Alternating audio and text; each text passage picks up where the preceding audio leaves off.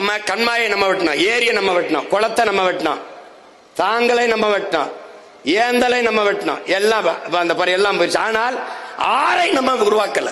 ஆறை உருவாக்குது மனிதன் அல்ல, கிணறை உருவாக்கணும். எல்லாவற்றையும் நாம் உருவாக்கினோம் மனிதன். ஆனால் ஆறை உருவாக்கியது அருவி.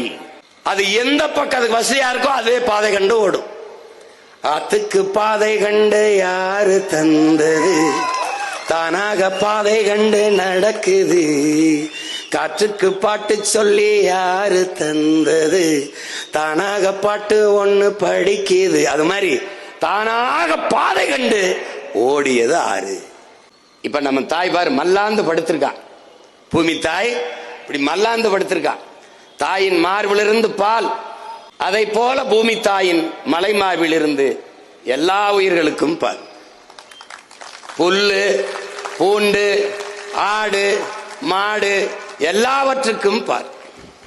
இங்க பாரு, இதில் என்னன்னு பாரு, இது என்னன்னு பாரு. அப்படி ஓடி வரும்போது, அருவி வேகமாக வரும்போது பெரும் சிறு பாறைகளை உருட்டி கொண்டு ஓடி வருது. அதுல ஒன்னோடு ஒன்னு உரசி நொறுங்குது, சிறு சிறு துகள்களாக நொறுங்கி ஆற்றின் மேலே மணலாக படியுது.